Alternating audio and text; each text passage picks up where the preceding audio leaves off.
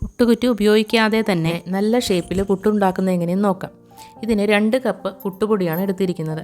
ഇതിലേക്ക് 1/2 ടീസ്പൂൺ ഉപ്പുപൊടി ചേർക്കുക. 1/2 ടീസ്പൂൺ ജീരകം കൈകൊണ്ട് തിരുമ്മി ചേർക്കുക. 2 കപ്പ് പൊടിക്ക് 1.25 കപ്പ് വെള്ളമാണ് ഞാൻ യൂസ് ചെയ്തിരിക്കുന്നത്. ഈ വെള്ളം അല്പാൽപമായി തളിച്ച് ഇതുപോലെ മിക്സ് ചെയ്യുക. ചപ്പാത്തിക്ക് കുഴയ്ക്കുന്നത് പോലെയല്ല, ഇതുപോലെ. പൊടിയുടെ ക്വാളിറ്റി അനുസരിച്ച് യൂസ് ചെയ്യുന്ന വെള്ളത്തിൻ്റെ അളവിലും ചെറിയ വ്യത്യാസം വരാം. പൊടി നന്നായിട്ട് നനച്ച് ഇതുപോലെ ഒന്ന് പിടിപിടിച്ചാൽ കിട്ടുമോ എന്ന് നോക്കുക.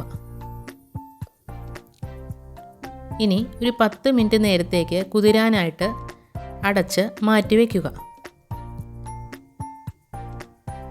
10 മിനിറ്റ് കഴിഞ്ഞ് 1 കപ്പ് തേങ്ങാപ്പീര ചേർത്ത് മിക്സ് ചെയ്യുക. ഇനി ഇതുപോലെ പിടിയാക്കാൻ പറ്റുമോ എന്ന് നോക്കുക. ഇല്ലെങ്കിൽ കുറച്ച് വെള്ളം കൂടി തളിക്കേണ്ടി വരും. ഇനി പുട്ടുകുറ്റിക്ക് പകരം ഞാൻ ചെറിയ ബൗള്, സ്റ്റീൽ ഗ്ലാസ്, കപ്പ് ഇതാണ് യൂസ് ചെയ്യാൻ പോകുന്നത്. ഒരു ബൗളിൽ 1 സ്പൂൺ തേങ്ങാപ്പീര ചേർത്ത് പൊടിയും കൂടി അതിന് മുകളിലിട്ട് ചെറുതായി അമർത്തുക. ഒന്ന് ഫിക്സ് ആക്കാനാണ്. ഇതുപോലെ ഗ്ലാസും മഗ്ഗും തയ്യാറാക്കുക. ഒരു വലിയ ബൗളിൽ വെള്ളമൊഴിച്ച് ഒരു പ്ലേറ്റ് വെച്ച് പൊടി നിറച്ച പാത്രങ്ങളെല്ലാം നിരത്തി മൂടി വെച്ച് 15 മിനിറ്റ് നേരത്തേക്ക് ആവി കയറ്റുക.